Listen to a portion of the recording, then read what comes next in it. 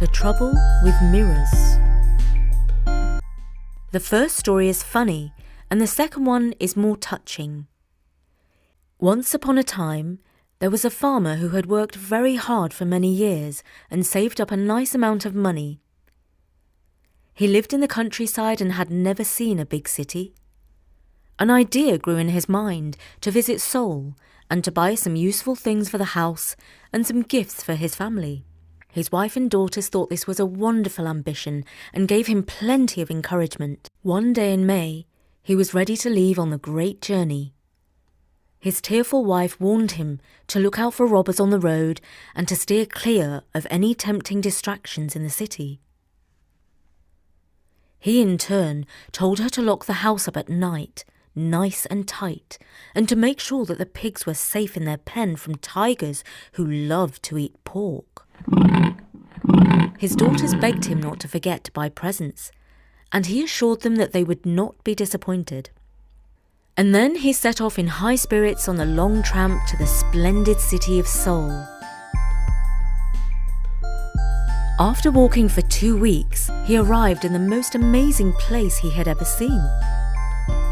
He spent a long while standing on a street corner with his mouth gaping wide open as he gazed at the gorgeous shops and crowds of finely dressed pedestrians. But there is a saying that there are rude people even in Seoul, and this proved to be true.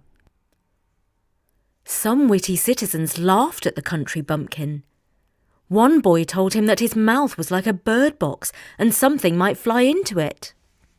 Eventually, he worked up the courage to step inside some of the fine shops and to buy some gifts.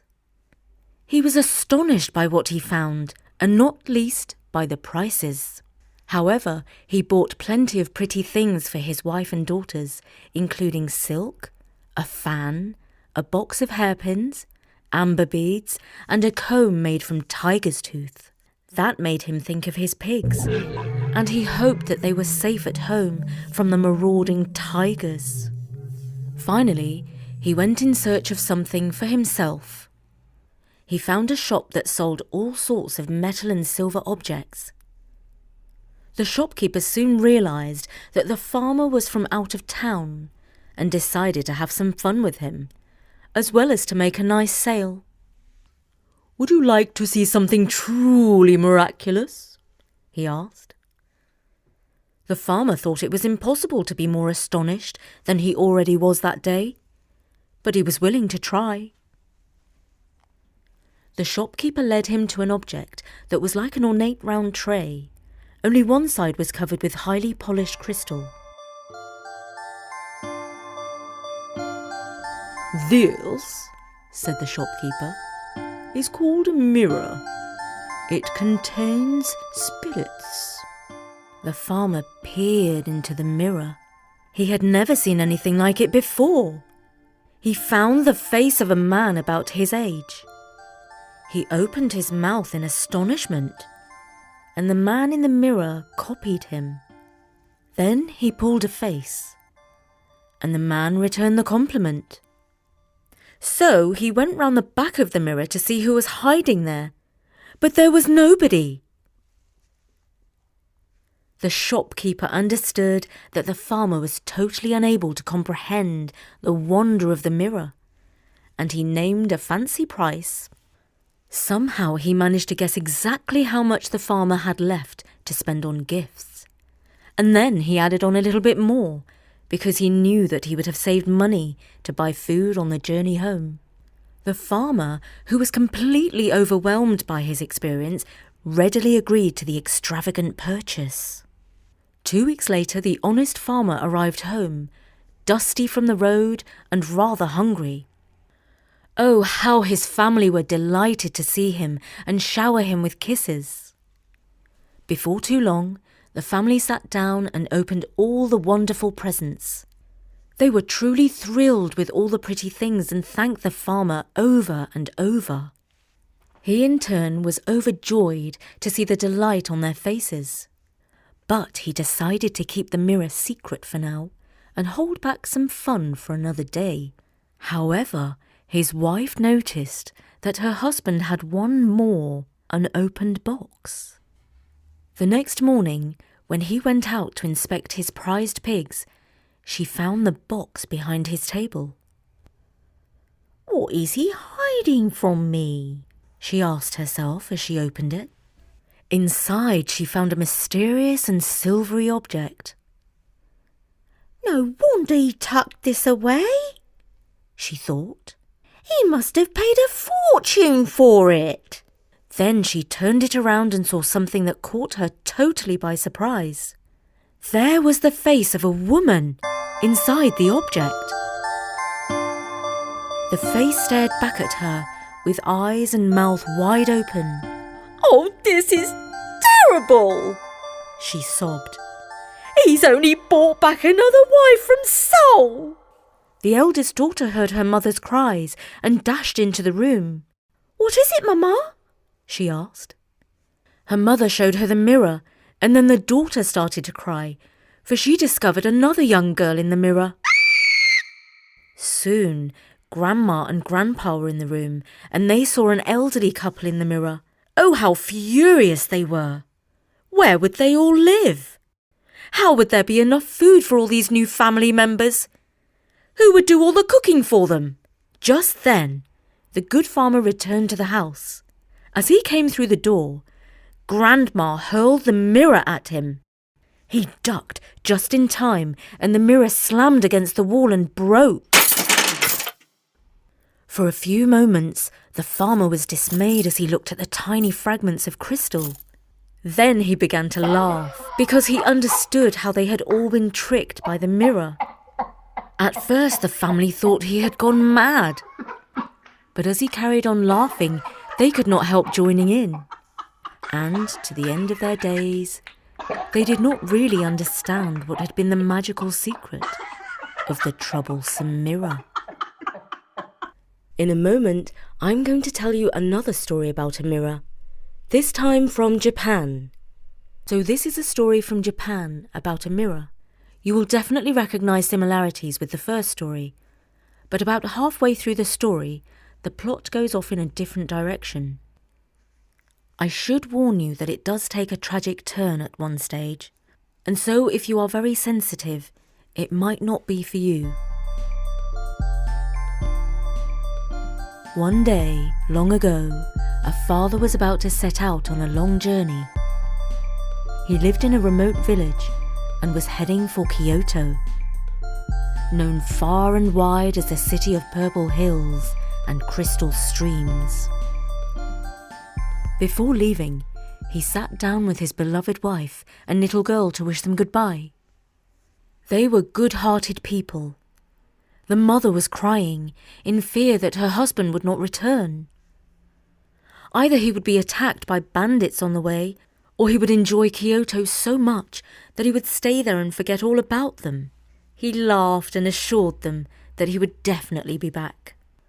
Although he might be away for 2 or 3 months as the road was long and he had to walk all the way. Eventually he fastened his sandals, placed his broad hat on his head, picked up his bundle of food and set off. His little daughter ran after him and tugged his sleeve. Father, don't forget to bring me back a present from Kyoto," she reminded him. "Never fear," he said. "I won't forget that most important thing." And so she went home satisfied while he continued on his way. The summer months came and went, and when the leaves turned golden on the trees, the father returned to his village. The little daughter was in the garden when she caught sight of him far down the road, and she ran to meet him in great excitement. When they reached their home together, it was the mother's turn to be thrilled and to shower her husband with kisses. Soon they sat down in the same little room where they had gathered 3 months earlier, and the father took out the boxes that he had fetched all the way from Kyoto. The first box was full of dainty cakes. The second was a beautiful lacquered doll, the prettiest the little girl had ever seen.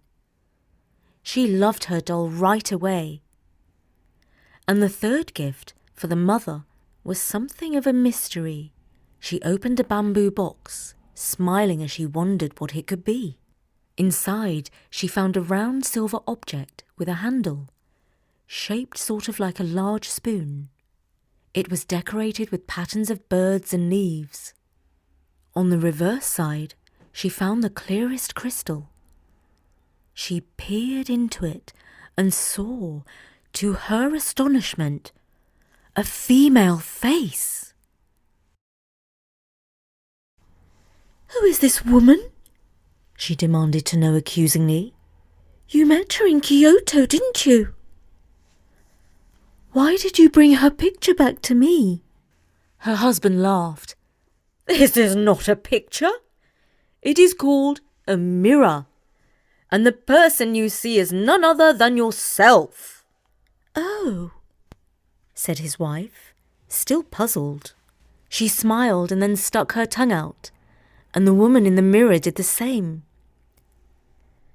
"It has captured my spirit," she declared. And no matter how much her husband insisted otherwise, she was convinced that the mirror contained some sort of evil magic. Later that evening, she returned the mirror to its box and placed it on the bottom of a larger box where she kept her clothes. And there it remained. Fortunately, the little girl loved her doll rather better than her mother liked the mysterious mirror. Or so it seemed. The years passed, and when the girl was 14 years old, her mother fell ill. One day when the girl was sitting by her side, her mother said, "Long ago, when you were little, your father travelled to Kyoto and brought back some presents for us. He gave you your beautiful doll, and he presented me with a special object called a mirror. You'll find it among my things when I am gone. I want you to have it. Look at it when you want to remember me." "Yes, Mama," said the girl, trying not to cry. Sadly, the mother passed away.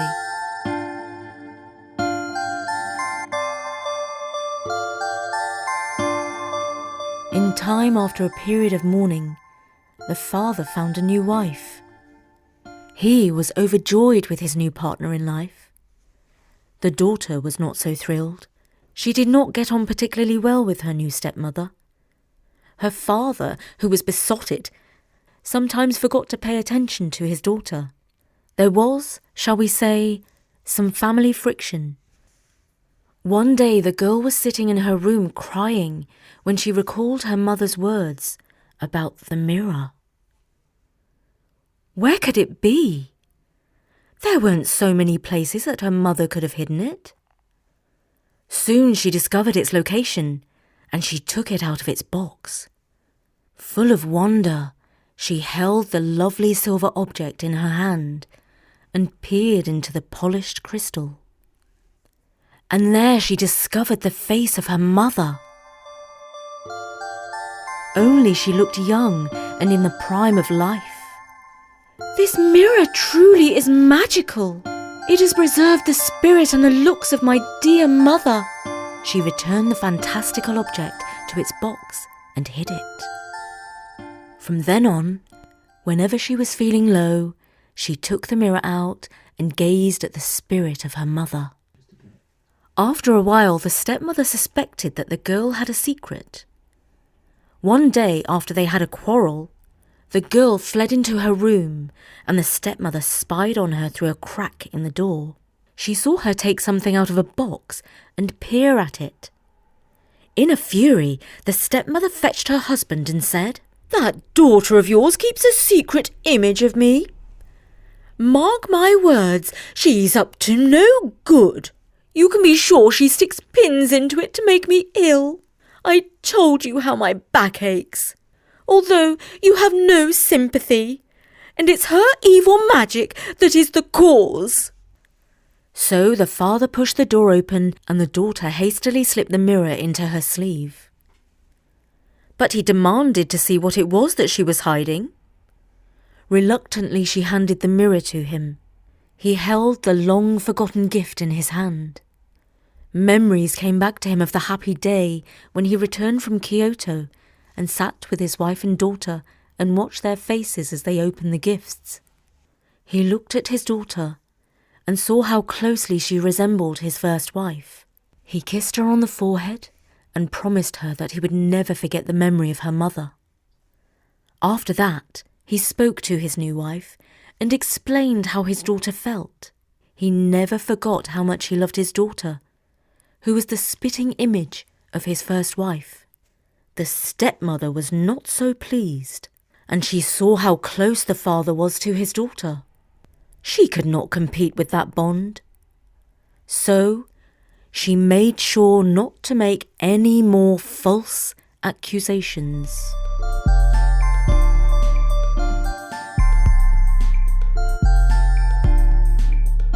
And that was our second story about a magic mirror